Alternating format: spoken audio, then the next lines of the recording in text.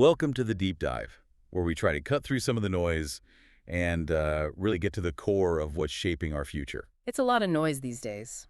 It really is. You know that feeling, right? Yeah. Just scrolling through headlines, constantly bombarded by news of AI breakthroughs, quantum leaps, biotech marvels.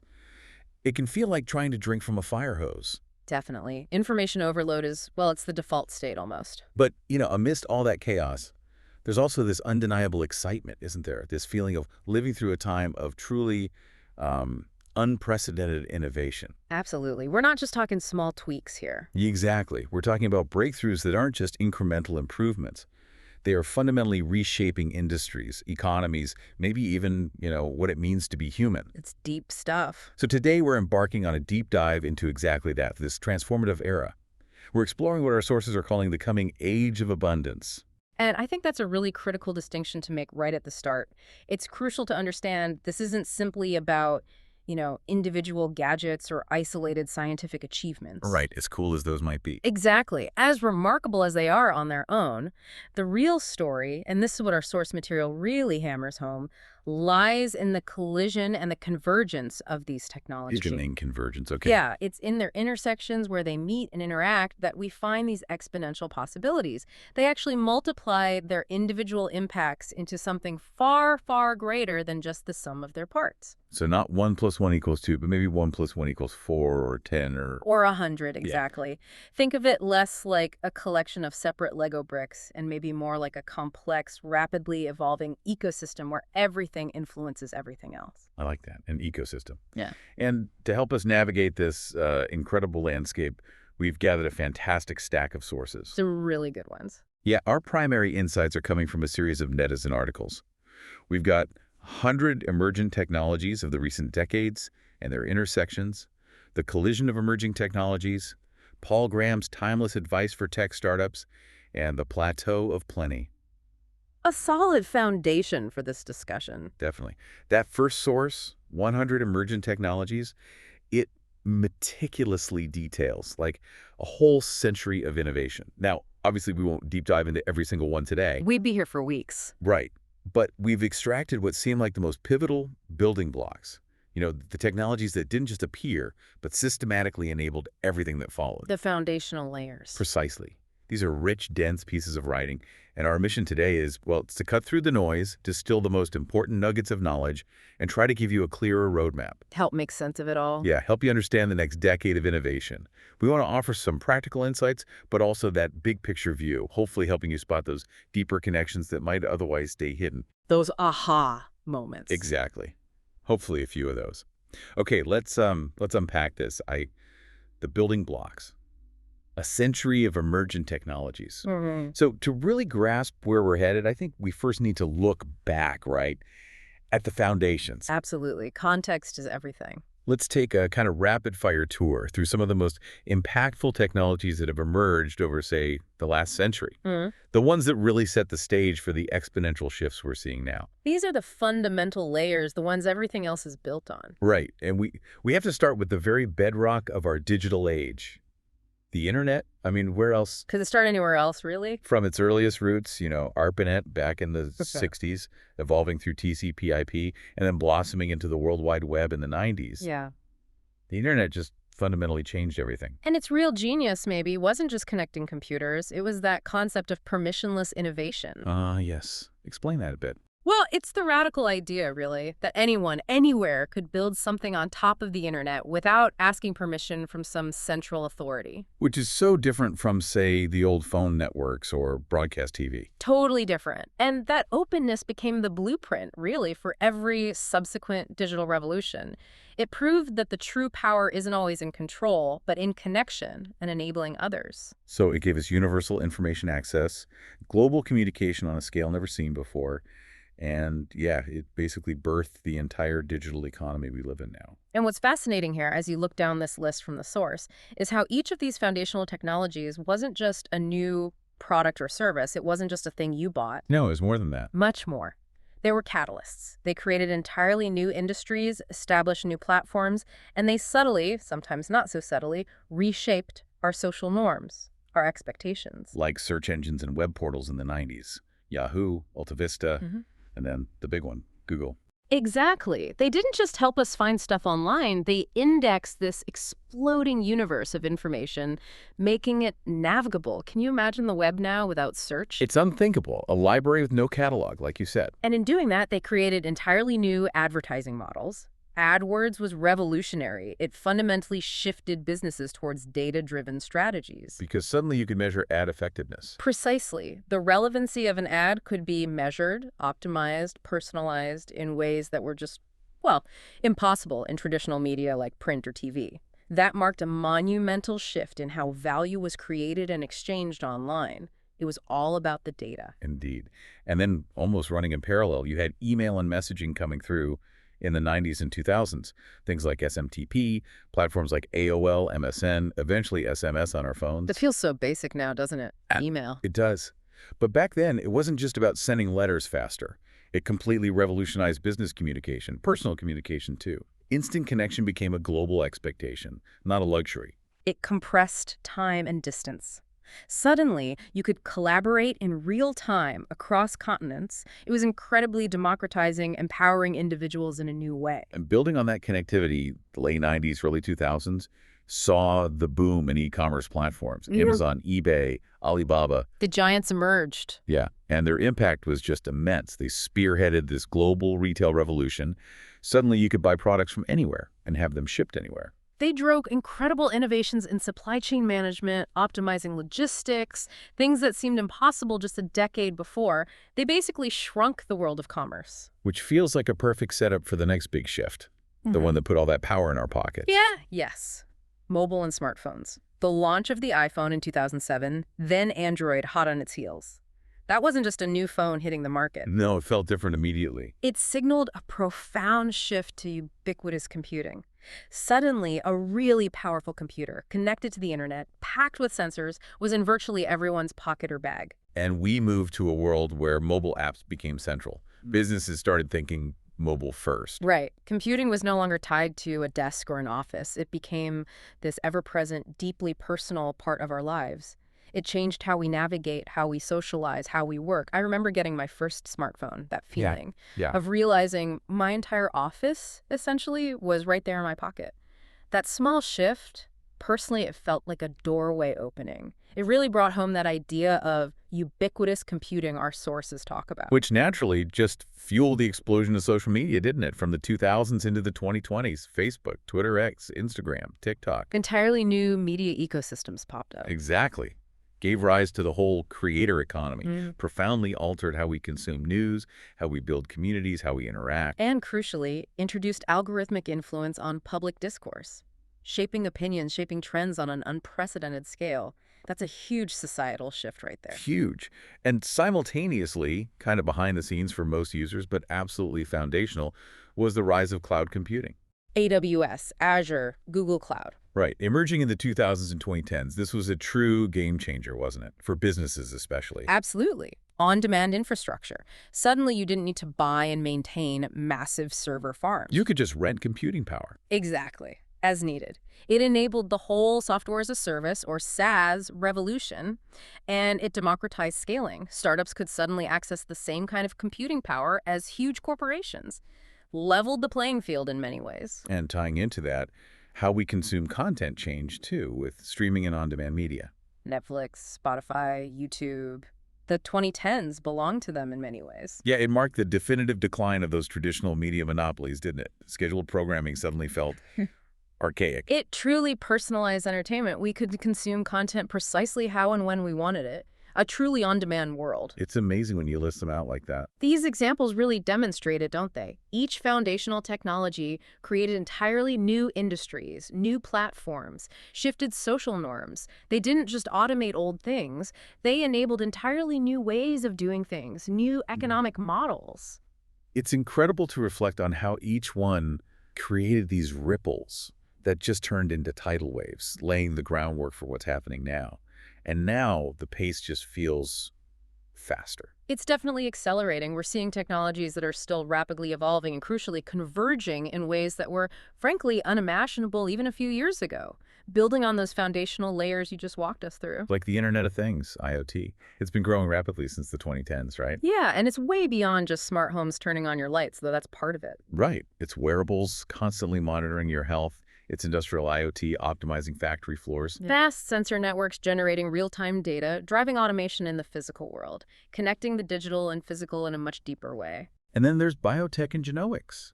Since the Human Genome Project and the arrival of CRISPR gene editing. Wow. The breakthroughs there are staggering. Personalized medicine, actual gene editing becoming feasible, a huge boom in biotech startups trying to solve really fundamental health challenges. Feels like we're just scratching the surface there. We absolutely are. And of course, no discussion about recent acceleration is complete without talking about AI and machine learning. The elephant in the room? Maybe. Perhaps. I mean, these fields have been developing for decades, obviously, but the exponential growth we've witnessed since, say, 2022. It's been nuts. It really has, especially with foundational models like GPT, image generators like DALA, the rise of large language models, LLMs, diffusion models. It's been astounding. And now we're talking about generative AI, creating original content, AI co-pilots, helping in almost every profession. Sophisticated AI agents that can carry out complex tasks. The explosion of synthetic media, it's already transforming workplaces, transforming nearly every aspect of our digital lives. It feels like it's moving from being just a tool to being a fundamental new capability. That's a great way to put it. A new capability. Absolutely. And running alongside that, you have cryptocurrency and blockchain. Bitcoin, Ethereum, NFTs, DeFi. Ushering in decentralized finance, the idea of programmable money, entirely new token economies, definitely challenging the traditional financial structures. Whether you love it or hate it, it's undeniably disruptive. No question. Then there's AR, VR, and spatial computing, devices like Oculus, now Apple's Vision Pro. They're pushing us towards these incredibly immersive experiences. The whole metaverse vision, virtual training possibilities. Yeah, simulating complex real-world scenarios safely. Imagine training surgeons or pilots in VR. That's powerful. And finally, maybe autonomous vehicles and drones. Tesla, Waymo, DJI. These aren't just cool gadgets anymore. No, they're disrupting logistics, potentially revolutionizing personal mobility, and of course, raising all sorts of fascinating new regulatory and ethical questions as they try to integrate into our physical world. So many moving parts. Yeah. Okay, but here's where it gets really interesting, right? Beyond these technologies that are already starting to impact our daily lives. There's another wave coming. Exactly. Oh. The stuff that's maybe still a bit more speculative, but is being actively researched and developed in labs right now. The absolute cutting edge. The really future-forward stuff. Like quantum computing. You hear about IBM, Google. They're exploring capabilities that could just break everything we thought we knew. Revolutionize cryptography for sure, break current encryption standards, but also enable huge breakthroughs in material science, accelerate AI development even further. It's mind-bending. Or how about neurotech and brain-computer interfaces, companies like Neuralink, Kernel? Yeah, the promise there is profound. Not just cognitive enhancement for healthy people, but truly advanced assistive tech for people with disabilities. And even that sci-fi sounding possibility of direct mind-machine symbiosis. Connecting our brains directly to computers. Wow. Then you have nanotechnology, molecular engineering at the atomic level. So super targeted drug delivery. Exactly. Transforming medicine. But also energy storage with incredible efficiency, new material science thinks self-healing materials, incredibly strong but lightweight stuff. And 3D printing is moving way beyond little plastic trinkets, isn't it? Plus bioprinting. Oh, absolutely. We're talking industrial scale 3D printing now. Localized manufacturing of complex parts, rapid prototyping. Custom medical implants tailored to your body. And even the potential down the line for synthetic organs for transplants. Bioprinting organs. That would change healthcare fundamentally. Organ waiting lists could disappear. These aren't just distant dreams, they're active areas of R&D. They promise to revolutionize huge industries, from healthcare to manufacturing. And maybe one of the most potentially transformative but still really challenging is fusion energy. The holy grail of energy, perhaps? Right. Projects like ITER, lots of private startups now too, pursuing that future of virtually limitless clean power. Energy abundance. Imagine what that does to geopolitics, to climate change efforts, if energy is no longer scarce. It changes the entire equation. And then, okay, at the most speculative end, but people are researching it, brain uploading and whole brain emulation, Yeah, that's where it gets really philosophical. digital immortality, Hmm. consciousness storage, radical longevity. Hmm. It just raises these incredibly profound questions about identity, what it means to be human. It really does. And it brings us to a really important question, I think. How do we even begin to get our heads around the collective impact of so many different powerful innovations, each one profound on its own? It is mind-boggling when you just list them like that. The scale, the speed. And this is exactly what leads us to that critical concept you mentioned earlier, convergence. Right? The idea that the true power, the real story, isn't in their individual strengths, but in how they intertwine, how they collide, and how they amplify one another. Yeah. It's not about tech silos anymore. The power of collision, how technologies multiply when they intersect. That's the core idea from our sources, isn't it? And it's so powerful. When emerging technologies collide, they don't just add up, they multiply, creating exponential possibility. Exactly. Multiply, not add. The source uses this analogy of tectonic plates. I like that. Each plate is massive, powerful on its own, but when they collide, Move. yeah, they don't just sit next to each other. They create seismic shifts. They shape entire new landscapes, cause earthquakes, build mountains. That's Yeah. the kind of profound foundational change we're talking about as these technologies intersect. The whole becomes far greater and often fundamentally different than just the sum of its parts. So the source calls this the synergy concept. Right. Synergy. It's where one technology's output becomes another's input. You get this feedback loop of innovation. Ah, okay. Like AI improving chip design, which makes AI run faster, which helps design even better chips. That's a perfect example. And breakthroughs, historically, they rarely just pop up in isolation, do they? They're usually born at the crossroads where different fields meet. Like the internet itself. Exactly. The internet wasn't a standalone invention. It was born from the convergence of computing, the ability to process information and telecommunications, the ability to transmit it globally. Two tectonic plates colliding. Precisely. Or think about the smartphone again. It didn't invent computing or wireless or touch interfaces. No, it just put them together brilliantly. Masterfully combined them into something entirely new and revolutionary. A personal supercomputer and communicator in your pocket. This shows that the real exponential leaps happen when these powerful forces start interacting. They amplify each other in unforeseen ways, often creating entirely new problems to solve or solutions that just weren't possible before they came together. So what does this mean for us then, for you, the listener, trying to navigate this world?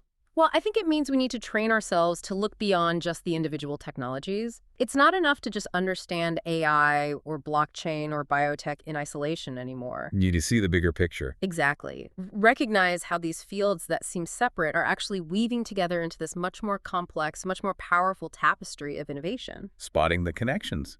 Like how a breakthrough in genomics might suddenly unlock a new application for AI. Or how quantum computing could completely change cybersecurity overnight.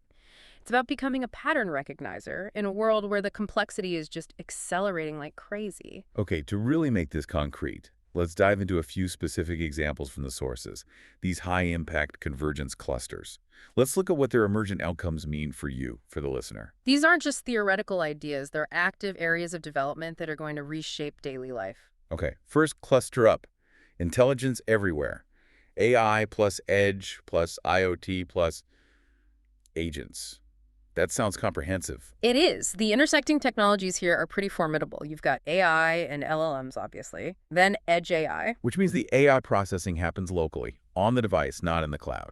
Right, closer to where the data is generated, faster response times, band privacy sometimes. Then you add the Internet of Things, that huge network of connected devices. Sophisticated AI agents that can act autonomously on your behalf. Even things like smart dusk. Yeah. Tiny sensors. Microscopic sensors, yeah, potentially sensing and reporting environmental data everywhere. Add in emotion AI that can recognize and respond to human emotions. AI-powered co-pilots assisting us. Swarm robotics. Okay, wow. So what's the emergent outcome of all that combined? The outcome is environments, cities, homes, workplaces becoming intelligent by default. AI won't be something you consciously log into or interact with on a screen necessarily. It'll just be there. Ambient. Ambient, constantly predictive, woven into the fabric of your surroundings. Smart will stop being a special category, smart thermostat, smart speaker. Right. It'll just become the baseline expectation for almost everything. Can you give an example? How might that feel? Okay, imagine your smart home, but not just responding to your voice commands, truly anticipating your needs. Picture tiny smart dust sensors, maybe embedded in the paint or furniture, combined with edge AI processors right there in the room. These sensors could detect subtle shifts in your physiological state. Maybe your heart rate variability changes, your skin temperature fluctuates slightly, maybe even record expressions on your face that indicate rising stress. Before I even realize I'm stressed. Potentially, yes. And before you consciously realize you need it, the ambient AI automatically adjusts the lighting to a more calming hue, subtly shifts the room temperature to what it knows is your ideal comfort zone when stressed, maybe even starts playing some calming music tailored specifically to your emotional profile based on past data. Wow, that's intimate. It is. And it's not distant science fiction, it's the logical outcome of these specific technologies converging, creating environments that are truly responsive, anticipatory, making the technology almost invisible because it's so seamlessly integrated. Okay, next cluster. Building on that idea of intelligence around us, let's turn inward. The personalized life. Yep. Genomics plus predictive health plus wearables plus AI doctors cluster. This one is perhaps the most intimate convergence of all, focusing on our own bodies and health. So what's intersecting here? Advanced biotech and genomics, our ability to read, understand, and even write DNA. Predictive medicine, using massive data sets to forecast health outcomes. Biosensors and in-body diagnostics, sensors on or even inside your body, giving continuous health data. Like constant monitoring. Continuous monitoring, yes. Yeah. Emotionally responsive wearables that track mood-related biometrics. Longevity therapies interventions aimed at extending not just lifespan, but health span. And AI therapists or health coaches. And the impact of this convergence. It's profound. Medicine shifts from being reactive, treating symptoms after you get sick, to being fully personalized and preventative. Yeah. Proactive. So catching things before they become problems. Exactly. Your body is continuously monitored. AI predicts potential health issues maybe months, even years in advance, and then suggests or even automates precisely adjusted therapies. Health management moves significantly away from solely relying on human doctors for diagnosis and monitoring towards intelligent machines. Transforming the doctor's role, maybe. More interpretation and guidance. Potentially, yes. And empowering individuals with unprecedented insight and maybe even control over their own well-being. Give us an example here. Okay, think about advanced wearable biosensors, not just step counters, but things tracking a whole array of biomarkers in real-time glucose levels, stress hormones, inflammation markers. A constant stream of personal health data. Exactly. This continuous, hyper-personal data stream feeds into sophisticated AI diagnostics.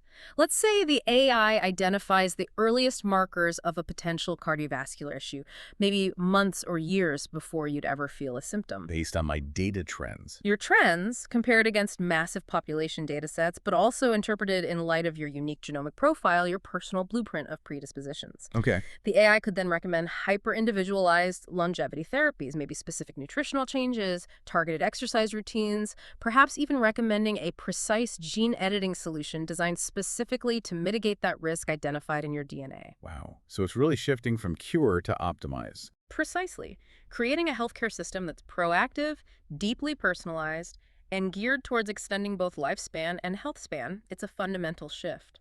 Okay, third cluster. AI cities.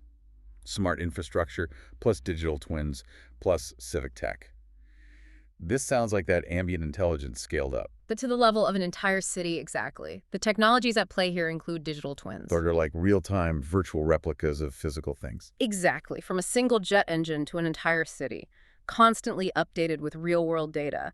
Then you have the idea of sentient cities, cities that can feel and respond to their environment through vast sensor networks. AI for governance. That sounds interesting. Using AI to optimize city services, planning, maybe even citizen participation. Zero trust cybersecurity is crucial here too. Because everything's connected. Everything's connected, so you can't implicitly trust anything. Every connection, every access request needs verification.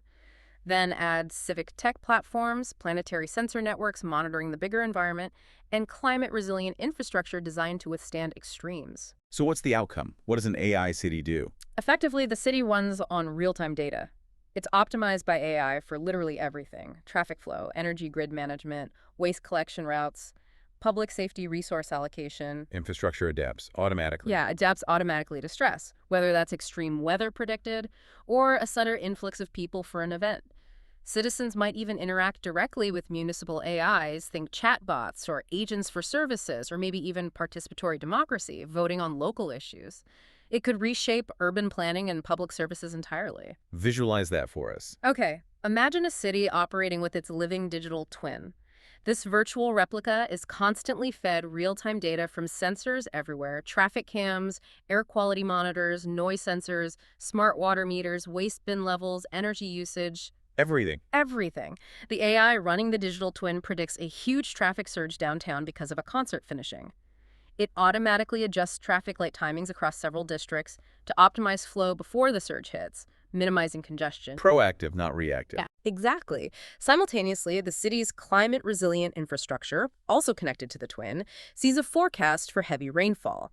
It might automatically deploy temporary flood barriers in known low-lying areas, or optimize stormwater drainage systems in advance. Or manage the power grid during a heat wave. Perfect example. Optimize energy distribution to prevent blackouts, maybe even incentivize citizens via smart meters to reduce non-essential consumption during peak hours. It's a city that literally perceives, thinks, and adapts autonomously, making urban living potentially much more efficient, resilient, and maybe even pleasant. Okay, fourth cluster, and this one sounds maybe the most. Reality bending. Synthetic realities. AR, VR plus metaverse plus synthetic media plus generative AI. Yeah, this one pushes the boundaries of experience itself. It's the powerful combination of augmented reality, AR, virtual reality, VR, generative AI, creating novel content. Synthetic emotions. AI generating emotional responses. Yes, or simulating them convincingly. Mixed reality workspaces where digital and physical objects coexist. Emotionally intelligent companions, AI agents designed for relationship or support, and AI art and media generation. So the impact is Yeah, reality becomes programmable. that's the provocative outcome, yes. Right. We're looking at the possibility of personalized dream worlds generated on the fly, simulated relationships that feel incredibly real, virtual realities, perhaps indistinguishable from the physical world eventually. Identity becomes fluid. Mm. Media, experience, all AI generated. Potentially, yes. Fluid, monetizable, often entirely AI generated. Blurring the lines between who is creating and who is consuming, and blurring the lines between the digital and the physical. Okay, paint a picture here. What does that look like? Picture putting on lightweight AR glasses in your own living room. Instantly, your physical space is overlaid with a dynamic, personalized dream world. Maybe it reflects your current mood, changing colors and sounds. Maybe it populates the room with fantastical creatures generated by AI based on your preferences. And I can interact with them. You could interact with AI-generated characters that look, sound, and maybe even feel incredibly real through haptics. Or perhaps engage with virtual, emotionally intelligent companions that adapt their conversation and behavior in real time based on your emotional state, offering empathy, intellectual debate, whatever you need. Or in a work context. Imagine architects collaborating in a shared mixed reality workspace. They're physically in different locations, but they see each other as avatars, manipulating a complex 3D building model together using just hand gestures.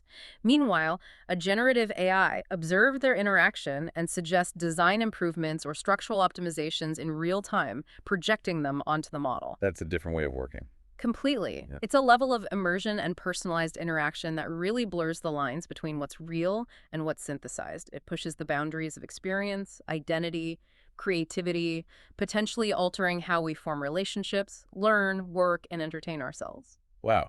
Okay, so if we connect all these clusters back to the bigger picture. I think what becomes clear is that these convergences aren't just about new products you buy off a shelf. They suggest a really profound redefinition of our daily lives, maybe even what it means to be human in this increasingly intelligent, interconnected world. We're moving beyond just using technology. To living within it and through it, it becomes this integral, often invisible layer of our existence, changing our perceptions, our interactions, even our understanding of reality itself. Which is why understanding the intersections, the convergence points, is so absolutely critical. That's where the truly radical transformations emerge. Not in the individual threads, but in the way the whole tapestry is woven together. 3. The 2035 landscape. Industry transformations in the age of abundance. In these convergences, they aren't just theoretical possibilities floating out there, are they? Our sources actually provide a pretty clear 10-year industry forecast. They outline how major global sectors are likely to be fundamentally transformed by these interconnected technologies by, say, the year 2035. Right. This isn't just about minor upgrades or efficiency gains. The sources are talking about radical reshaping of entire industries, challenging existing business models, creating entirely new Okay, ones. let's walk through some of those sectors. Let's start with healthcare and life sciences. What does 2035 look like there, according to the sources? Well, the prediction is that hyper-personalized predictive medicine becomes the absolute standard, not just an option, but the default. That's a huge shift from today's mostly reactive system. Massive. Hospitals, as we conceive of them now, big central buildings, they significantly decentralize.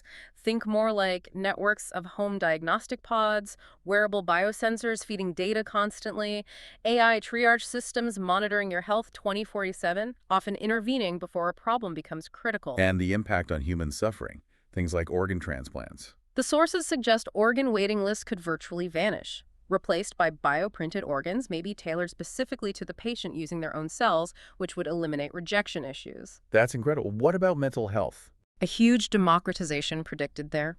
Mental health care becomes accessible globally, potentially to billions, via emotional AI and AI therapists, offering personalized support, coping strategies, maybe even diagnosis monitoring. And things like longevity drugs, gene editing. They create massive ethical and economic shifts, the sources argue, pushing the boundaries of human health span, transforming how we think about aging and disease.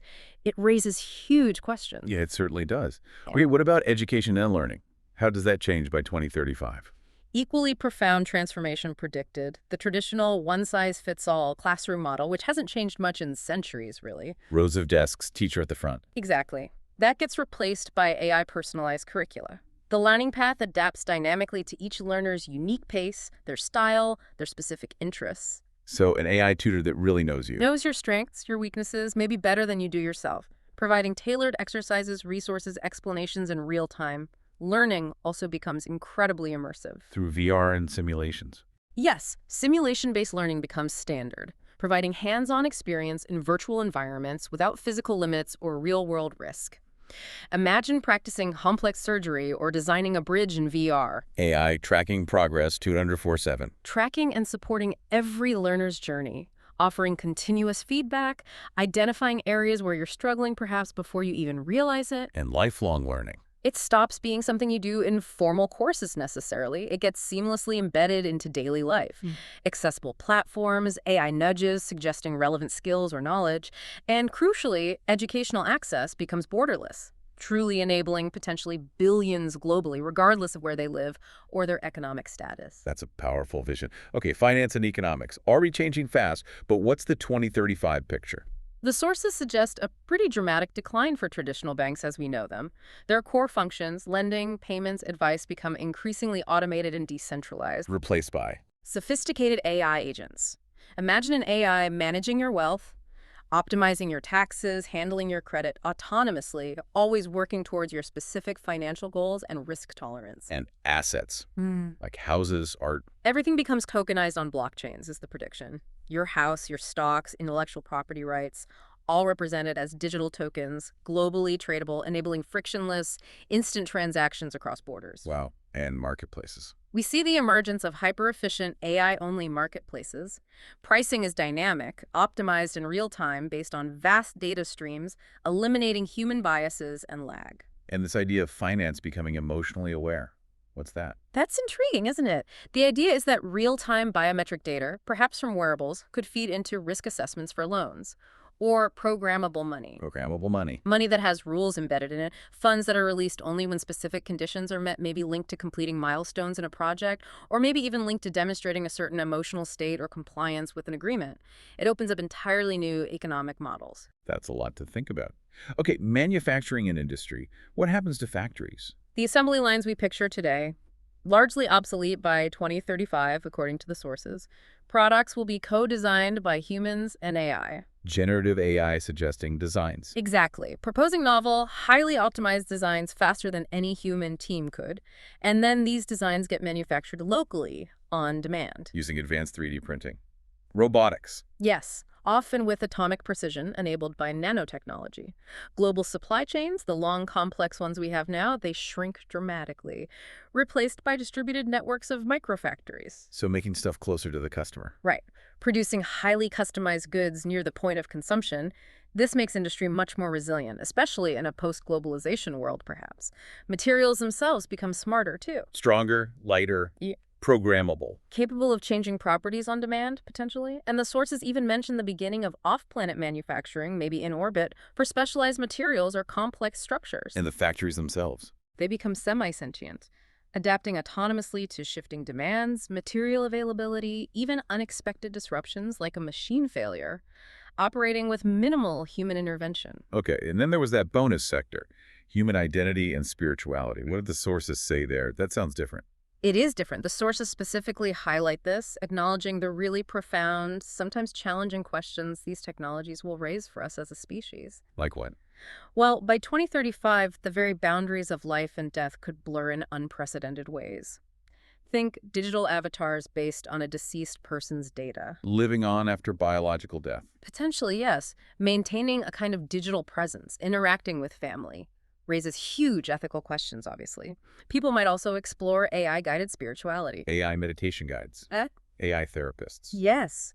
Finding new paths for self-discovery or inner peace through algorithms. A whole new field of emotional design emerges. Not just user experience, but designing moods. Scripting moods and mind states through immersive environments, personalized content, maybe even neurotech feedback loops. And perhaps most provocatively, the potential emergence of a new class of synthetic sentience. AI beings with perceived consciousness. Whether they are conscious is another debate, but if they seem conscious... Then we have to confront entirely new ethical landscapes. What are their rights? What defines a person? Exactly. It forces humanity to grapple with definitions of life, consciousness, rights in ways we never have before. Wow, okay. This really brings up that recurring theme, doesn't it? Yeah. The source mentioned several times that the impending age of abundance was prophesied in the scriptures thousands of years ago. It does. It connects this technological trajectory to ancient wisdom traditions. So what does it truly mean? When this theoretical concept of scarcity as a design flaw, the idea that so many of humanity's struggles come from just not having enough stuff? Food, energy, resources, information. Right. What happens when technology starts actively overcoming that scarcity? We're talking about a potential shift from a world defined by lack to one where resources, energy, food, information, maybe even health could become functionally limitless, or at least incredibly cheap and accessible. It's a fundamental change in the operating system of human civilization, potentially. Okay, let's unpack this. This Plateau of Plenty, as the source calls it, it's not just a fantasy. This source presents it as a plausible outcome, where exponential growth in key areas eventually flattens, not into failure or collapse, but into an age where our basic needs, energy, food, shelter, information, basic healthcare, could be met with unprecedented ease, maybe minimal human effort required for the basics. A world where things we strive for now become abundant. Functionally limitless or extremely cheap. But of course, this immediately raises entirely new and arguably much harder questions. About purpose, meaning. Exactly. If the traditional drivers of human endeavor, the struggle against scarcity, the need to work just to survive are dramatically reduced, what do we do? How do we find meaning beyond just survival and consumption? That's where the truly human challenges might just be beginning. Right. Abundance solves one set of problems, but it creates a whole new landscape of existential questions. 4. Navigating the future.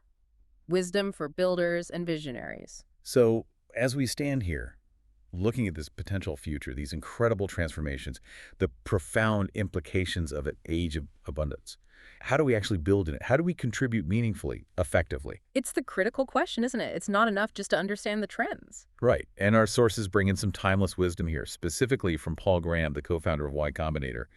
His advice for tech startups feels incredibly relevant, maybe even more relevant, in this dynamic world of compound innovation. Absolutely. His insights, while often aimed at founders, really offer crucial guidance for anyone trying to make an impact in this new era, I think. So let's walk through some of his key principles. The first one feels fundamental. Start with a real problem. Yeah.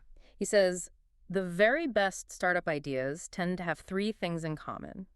There's something the founders themselves want, that they themselves can build, and that few others realize are worth doing. Okay, but in a world where AI can practically invent problems or maybe make old problems just vanish overnight, Hmm.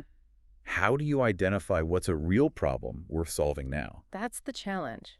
Graham's point is, don't chase the latest tech trend for its own sake. Don't try to invent something just because you can. Find a genuine pain point. Ideally, one you personally understand, you feel it deeply. So it comes from experience, not just brainstorming. Exactly. That deep personal understanding of a need, that's the bedrock. It grounds all the technological possibilities in actual human reality. That's critical, isn't it? Because the temptation to jump on the hot new tech must be huge. Immense. But Graham pulls you back to utility, to user value, which leads to his second principle: build something people want. His famous mantra, make something people want, seems obvious, but But it's so often overlooked. If your users don't genuinely love what you've built, if it doesn't actually solve a real problem for them in a way they value, then nothing else matters. no clever marketing, no big funding round. None of it will save you ultimately. The value to the user is the only true measure. And maybe that becomes even more true in an age of abundance, where people's attention is the real scarce resource. Okay. Then his next piece of advice feels counterintuitive. Launch early and do things that don't scale. Super counterintuitive for many perfectionists. He famously said, if you're not embarrassed by the first version of your product, you've launched too late. Get it out there, even if it's rough. Get a basic functional version, a minimum viable product out quickly. Why? To get real feedback from real users. Don't spend years polishing it in a vacuum based on assumptions. On the do things that don't scale part. That means in the early days, you have to do the hard, manual work. Handhold your first users, recruit them one by one, deliver an exceptionally personalized, almost concierge-like experience, even if it's completely inefficient and not automated yet. Why? Why do that hard stuff? Because that early, scrappy, manual effort, often involving direct human interaction, it builds your initial user base, your champions, and it provides invaluable qualitative feedback, insights into what people really need and want that you just can't get from analytics dashboards alone. That lays the foundation for scaling smart later on. Right. Which leads directly to his emphasis on the founder, the person. Be relentlessly resourceful and persistent. Yeah, he puts huge weight on the founders themselves. He says something like, what matters is not ideas, but the people who have them. Good people can fix bad ideas, but good ideas can't save bad founders. So it's about grit, determination. Absolutely. Success in a startup, especially navigating these complex convergent fields we're talking about, often comes down to sheer determination, adaptability, and almost superhuman ability to just figure things out. Pushing through challenges. Breaking through walls that seem impossible. That persistence, especially through what Graham calls the trough of sorrow, those inevitable hard times when growth stalls, doubts creep in, that's absolutely critical to seeing a vision through. Okay, another key piece of advice. Stay focused. Crucial in this environment. Graham warns, startups rarely die because of competition. They die because they get distracted. Chasing shiny objects. Exactly. In a world overflowing with possibilities, new technologies popping up daily. The temptation to chase every new idea, add every feature someone suggests, is immense. But you can't. Ruthless prioritization. Absolutely key. A startup, Graham says, is defined by its pursuit of rapid exponential growth. You have to focus relentlessly on the few things that truly drive that growth and eliminate everything else that dilutes your effort. Measure it constantly. And finally, his advice on money. Fundraising is a means, not an end. So important. He reminds founders, raising money is not success. It just buys you time. Exactly. Venture capital provides runway time to build, time to iterate, time to find product market fit, time to hire. But the true measure of success is building something users love and value, something that solves that real problem you started with.